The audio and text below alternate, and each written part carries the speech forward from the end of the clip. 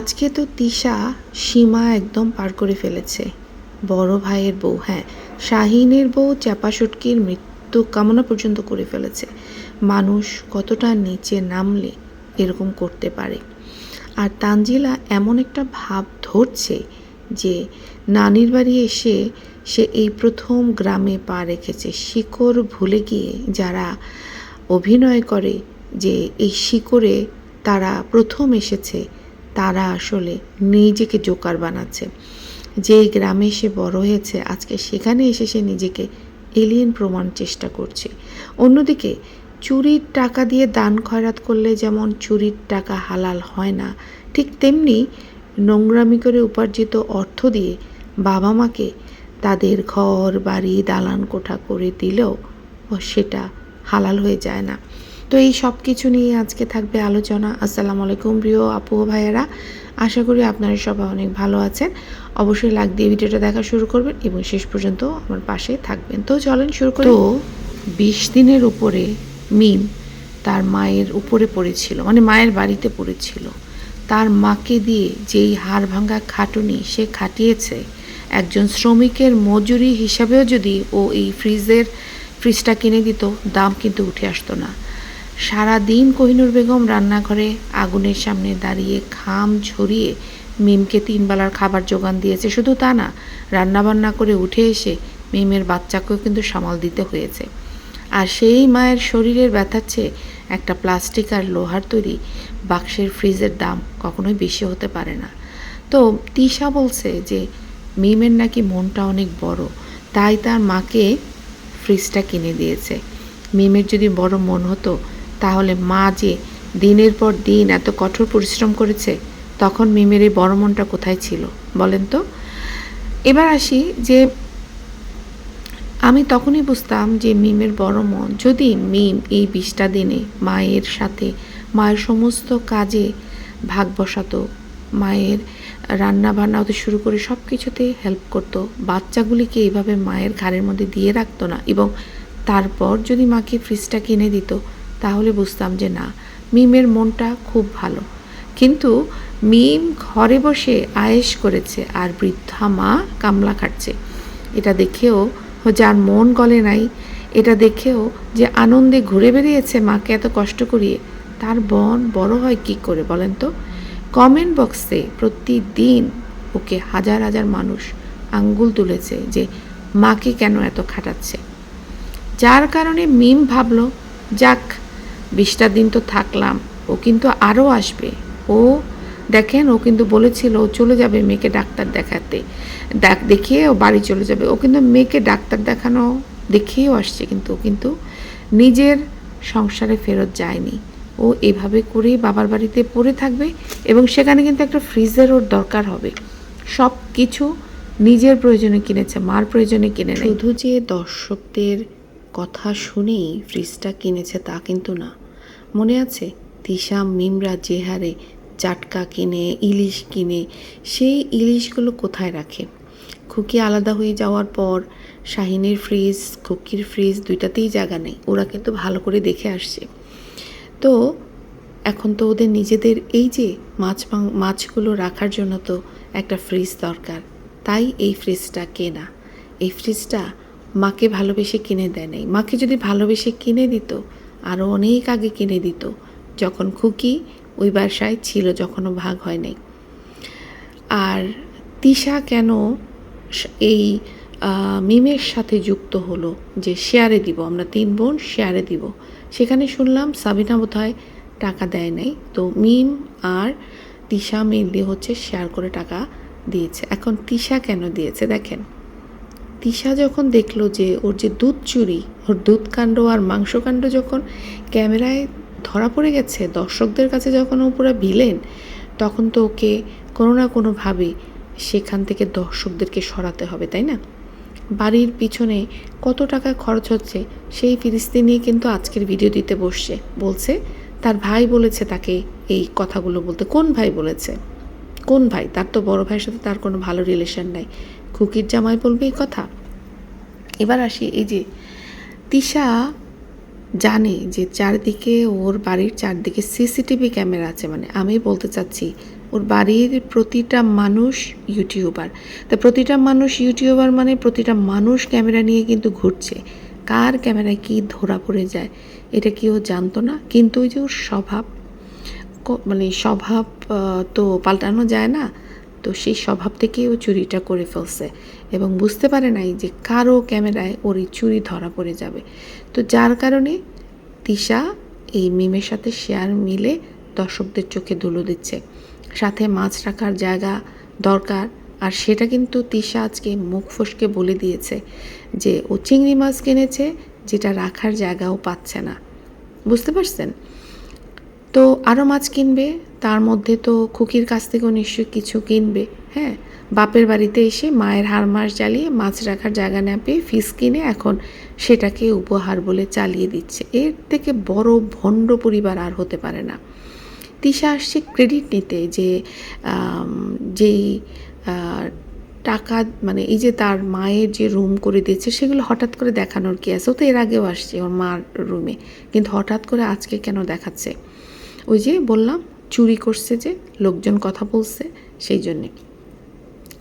তো সেখানে সে ফিরিস্তি দিতে বসছে যে তার কত টাকা গিয়েছে এখানে, এবং প্রথম থেকেই সে টাকা ঢালতেছে। হ্যাঁ, তার মাকে কত টাকাই বা সে দিত, যেই পরিমাণে তারা এই বাড়িতে খেয়ে যেত নিয়ে যেত, তার কি শিকি অংশ ভাগও ওরা ওর মা বাবাকে দিয়েছে? বারবার যে বলে যে বাবা মাকে সব কিছু দিবে, কি দিবে? যেটা ওদের প্রয়োজন এই বাড়িতে এসে থাকলে সেটাই কিন্তু মাকে কিনে দিচ্ছে। মার কি ফ্রিজ আরও আগে দরকার ছিল না? তখন কেন কিনে দিল না? আর এই যে বাড়িটা যে করে দিছে, যে দালানটা করে দিছে, আমি 100% গ্যারান্টি দিয়ে বললাম এই যে খুকির চ্যানেলের টাকা যে বাপ্পি আর তিশার কাছে যায়, সেই টাকা মেরে মেরে ওরা তো গাড়ি বাড়ি করছেই, এবং সেই টাকা দিয়ে কিন্তু ওর মার দালানটা করে দিছে। এটা আপনারা মিলিয়ে নেবেন, এটা 100% সত্য যে খুকির চ্যানেল থেকে যে টাকাগুলো আসে খুকিকে পুরা টাকা দেওয়া হয় না, খুকিকে পুরা টাকা দেওয়া হয় না। টাকা মারে হচ্ছে এই চোর তিশা বাপ্পি, দুইটা হচ্ছে চরম লেভেলের ছোট লোক। আর এরা শুধু চোর না, এরা হচ্ছে ডাকাত। তো এই খুকির টাকা মেরেই খুকির টাকাগুলোই বাড়িতে দিয়ে মহান শাস্তি আসছে। স্বভাবই হলো শান্তিতে থাকা পরিবারগুলিতে এসে ছোটোখাটো একটা অগ্নিকাণ্ড ঘটিয়ে দিয়ে চলে যাওয়া। তিশা হচ্ছে ঠিক সেরকমই একটা পটাকা, তবে ওর শাস্তি হবে, ওকে পেতেই হবে। এই নর্তকী, এই চোর, এই ডাকাত তিশা, মানে কি বলবো এটাকে, কিছু টাকার জোরে আকাশে উঠছে। তিশা যখন আজকে চলে যাচ্ছিল গাড়িতে ওঠার সময়ও কিন্তু বলে যাচ্ছিল বাবা মাকে নিয়ে যেন কেউ কিছু না বলে। তখন তার নিজেরও বোঝা উচিত ছিল যে সম্মানটা আসলে লেনাদেনার বিষয়। ও যদি কাউকে সম্মান না করে, ওর বাবা মা যদি এমন এমন কাজ করে যে সম্মান পাওয়ার যোগ্য না, তখন তাকে সে কথাগুলো শুনতেই হবে। আর বাবা মার যদি সম্মান চাও, তাহলে বাবা মাকেও সেই উপদেশটা দিতে হবে সন্তান হিসেবে, যে বাবা মাকে নিয়ে যেন কেউ খারাপ বলতে না পারে। তিশার আচার আচরণই দেখেন না কেমন প্রশ্নবিদ্ধ হয়ে গেছে, যে মানে এমন এমন কাজ করতেছে যে সেগুলি নিয়ে কিন্তু কথা উঠবে। কথা আছে না, ভাই বড়দন রক্তের বাঁধন, কিন্তু সেই ভাই মিমিজানের কথা বলছি, যখন পরোক্ষভাবে নিজের ঘর ভাঙ্গার জ্বালানি যোগায়, তাহলে সেই বাঁধন তো গলার ফাঁস হয়ে দাঁড়াবে, তাই না? পুরো পরিবার মিলে খুকিকে চেপে ধরেছে। দেখতে পেলেন যে খুকির সঙ্গে কিন্তু এই প্রথম 2-1 দিন খুব ভালো ছিল, কিন্তু যা দেখলাম খুকির সঙ্গে তিশা যে করলো, তিশা পুরো পাগল হয়ে গেছে। এই যে খুকির সঙ্গে যা হচ্ছে, আমার কাছে মনে হয় একদম 100% মিজান দায়ী। মিজান যদি কিছু বলতো বোনকে, তার বউয়ের পাশে যদি সে দাঁড়াতো, তাহলে কি তিশার সাহস হতো? তিশার কি সাহস হতো যে এই বাড়িতে বয়ে এসে তার ভাইয়ের বউদের কীভাবে শাসিয়ে যায়? এই সন্ত্রাসবাদকেই প্রশ্রয় দিচ্ছে। এক হচ্ছে কোহিনূর বেগম, করিম ব্যাপারী, আর অন্যদিকে মিজান প্রশ্রয় দিচ্ছে। বোন হয়েছে তো কী হয়েছে, এই বোন যদি আমাকে টুকটাক একটা করে দিচ্ছে, তার মানে এই না যে সে আমার সম্মান নিয়ে টানাটানি করবে।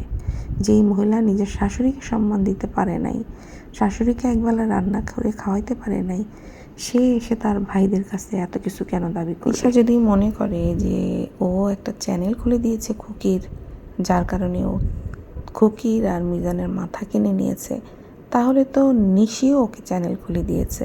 নিশির কারণে আজকে তিশা মাথা উঁচু করে দাঁড়াইতে পারতেছে, কিন্তু সেই মাথা ও কখনো উঁচু করে ধরে রাখতে পারে নাই। ও যেখানে ছিল সেখানেই আছে।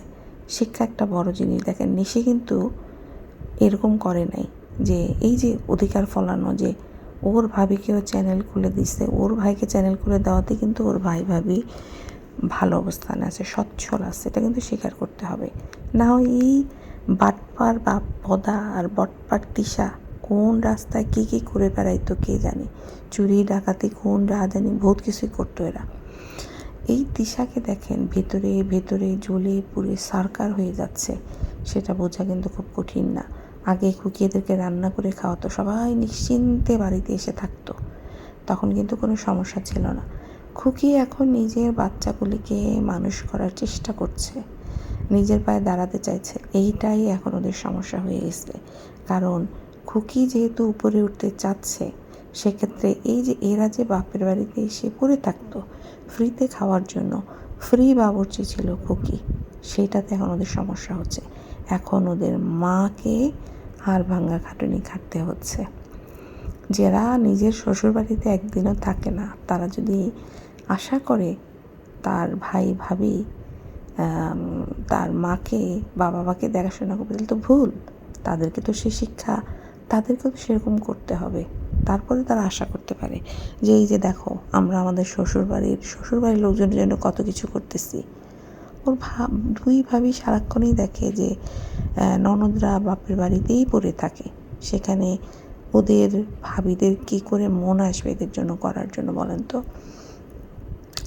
তো যাই হোক, দেখলাম যে তিশা খুকিকে বলছে খুকির নাকি ছোট আত্মা, খুকির ছোট আত্মা, কারণ হচ্ছে খুকি নাকি তার স্বামীকে মানে মিজানকে বিয়ে করাতে পারবে না, সেই বুকের পাটা নাকি খুকির নাই।